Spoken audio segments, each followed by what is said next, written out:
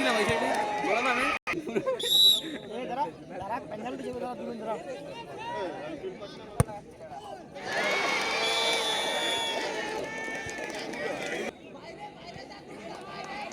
সামনে এটা ওই সাইডে করবে দেখো অন্ধস আমি ভাই জানা আইছো না না ও ধীরে মারে পেনাল্টি ধরছে মারেই না এই সাইডে মারবে হর্ষ তোর বেশি কথা আমি শুনতে চাই না